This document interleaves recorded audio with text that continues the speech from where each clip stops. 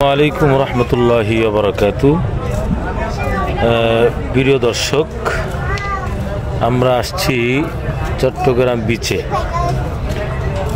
ঈশার নামাজ শেষ করে একটু চিন্তা ভাবনা করলাম, হাফেজ সাহেবের সাথে পরামর্শ করলাম যে অনেক দিন সি বিচ যাই না, এখন একটু নিরিবিলি সময়, ঠান্ডা বাতাস, সাগরের পাশে বসে আছি। দেখতে পাচ্ছেন পাশে সাগর, ওই যে আলো জ্বলতেছে ওগুলো হচ্ছে আপনার জাহাজগুলি ওখানে আছে। আর আমরা আছি একটা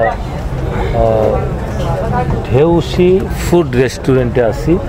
সাগরের পাশে অনেক দোকানগুলো আছে, দেখছি অনেক দোকান আছে, সুন্দর সুন্দর দোকান আছে। আমরা এখানে এসে বসছি, তো সময়টা ভালোই কাটছে। আমাদের সাথে আছে হাফেজ নুরুল আমিন, বসা আছে দাদু ভাই। আর এই যে আমার পাশে যাকে দেখছেন হাফেজ মৌলানা মাহমুদুল হাসান, ঢাকা লক্ষ্মীপুর থেকে আসছে। তো যেহেতু মেহমান আসছে, চিন্তা করলাম মেহমানের সাথে আমি একটু ঘুরে আসি, চিন্তা করে আসলাম। আর শারীরিক অবস্থা অতটা ভালো না, তো মনকে একটু প্রফুল্ল রাখতে, ভালো রাখতে মূলত একটু ঘুরতে আসা, সাথে বাতাসও আছে, ভালো লাগতেছে সব মিলে। তো একটু শেয়ার করলাম। আসলে এখানে তো অনেকে এসেছেন, আসছেন, আসবেন, তো শেয়ার করলাম মূলত যেহেতু রাত্রেবেলা যে সিনারিটা, রাত্রে যে একটা লোকেশন, সেটা মূলত আপনাদের সাথে শেয়ার করার জন্য, এই কারণে আপনাদের সাথে শেয়ার করা। তো রাত্রের সিনারিটা কেমন হয়, অনেকে আছে রাত 12টা-1টা পর্যন্ত থাকবে। আমরা মাঝে মধ্যে আসি রাত্রেবেলা ঘুরতে, ভালো লাগে। এখানে এসে নাস্তা পানি করে যাই। আপনার কেমন লাগছে আসার পরে? আলহামদুলিল্লাহ ভালো লাগছে, ভালো, এবং কি মনটাও ফ্রেশ হয়েছে।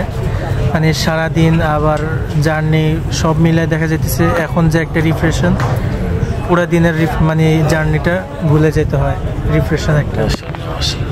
তো নুরুল আমিন, তোমার কি বলার আছে? না, আলহামদুলিল্লাহ আমরা তো সবসময় আছি, আর আমি তো একদম কাছাকাছি পতেঙ্গায়। আলহামদুলিল্লাহ খুব ভালো লাগতেছে। কাছাকাছি থাকলেও দেখা যাচ্ছে যে আমাদের আসার আগ্রহটা কম, কিন্তু আসি অনেক দিন পর, যার কারণে খুব ভালো লাগতেছে। অনেকদিন পর আসার পরে নতুন কিছু দেখতে পাচ্ছি। আলহামদুলিল্লাহ খুব সুন্দর, ভালো লাগতেছে। তো যাই হোক, আমার প্রিয় দর্শক, লাইভে আসার উদ্দেশ্য এটাই যে আপনাদের সাথে কিছুটা সময় শেয়ার করা, ভালো লাগবে বিধায় আশা করে। তো যাই হোক, আমাদের খাবার চলে আসবে, আমরা কিছু খাওয়া দাওয়া করে তারপর ইনশাল্লাহ আমাদের গন্তব্যে বাসা বাড়িতে রওনা দেব ইনশাল্লাহ। সকলে দোয়া করবেন, ভালো থাকবেন, ভালো থাকেন সেই আশা করি। আল্লাহ হাফিজ, আসসালামু আলাইকুম রহমতুল্লাহ।